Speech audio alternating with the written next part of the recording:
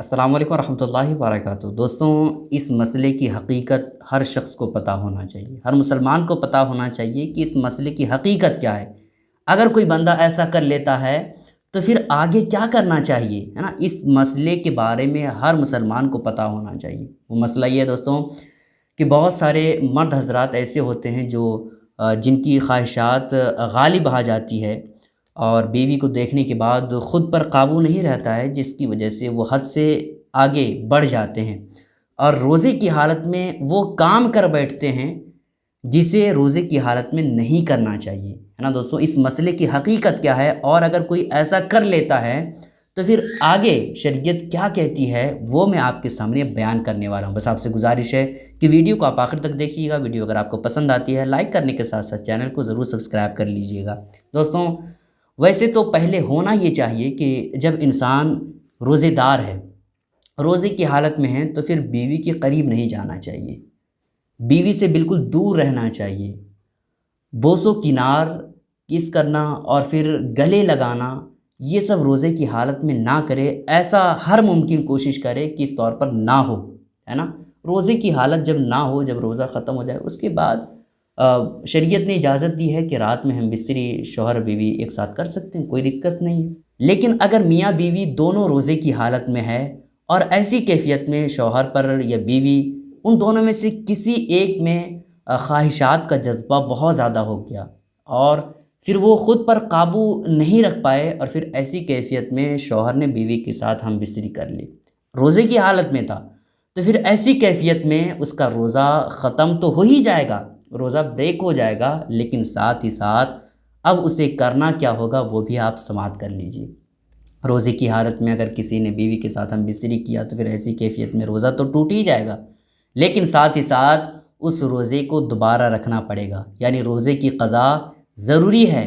और यहीं तक नहीं बल्कि रोज़े का कफ़ारा भी अदा करना होगा। रोज़े का कफ़ारा क्या है वो आप सुनेंगे ना तो यकीनन आपको हैरानी होगी, है ना। तो आपको बताऊंगा रोज़े का कफ़ारा क्या है।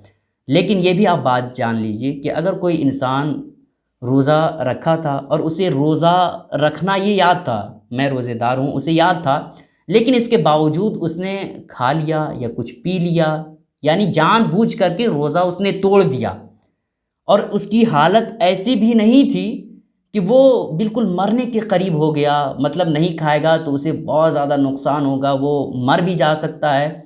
उसकी हालत ऐसी भी नहीं थी, बल्कि बहुत बेहतर थी, अच्छा था। रोज़ा अगर रख लेता तो हो जाता, मतलब रोज़ा वो रख लेता, उसकी हालत बेहतर थी, लेकिन इसके बावजूद उसने जानबूझ करके रोज़ा तोड़ दिया तो उसका रोज़ा तो टूट जाएगा, लेकिन साथ ही साथ उस रोज़े की क़ज़ा ज़रूरी होगी।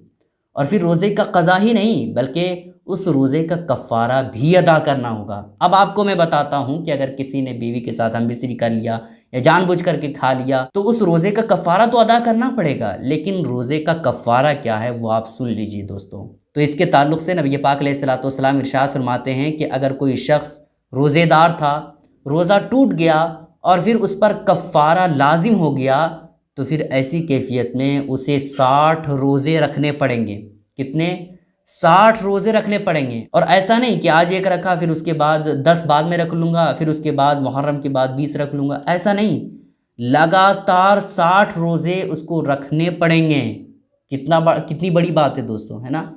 और अगर कोई बंदा इस्तात नहीं रखता है 60 रोज़े रखने की, है ना, बिल्कुल कमज़ोर है, उसकी सेहत अच्छी नहीं है, अगर 60 रोज़े लगातार रखेगा तो उसकी सेहत पर बहुत ज़्यादा नुकसान होगा और वो मरने के करीब हो सकता है। तो फिर ऐसी कैफियत में हमारा मज़हब, हमारा दीन ये कहता है कि वो 60 मिस्कीनों को 2 वक्त का खाना खिलाए।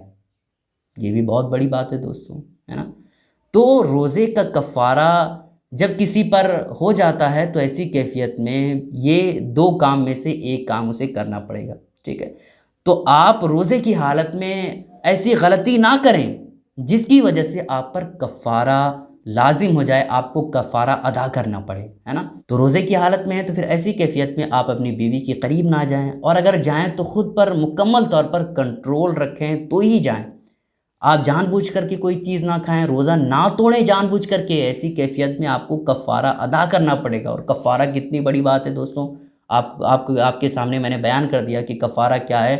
60 रोज़े लगातार रखना, या फिर ये ना कर पाओ तो फिर ऐसी कैफियत में 60 मिस्कीनों को 2 वक्त का खाना खिलाना, ये भी बहुत बड़ी बात है ना। तो ऐसी गलती आप ना करें जिनकी बिना पर आपको कफ़ारा अदा करना पड़े। दोस्तों आपसे गुजारिश है कि इस क्लिप को अपने तमाम साथियों के साथ ज़रूर शेयर करें, ताकि सब लोगों को ये बातें मालूम हो जाए। अस्सलाम वालेकुम रहमतुल्लाहि व बरकातहू।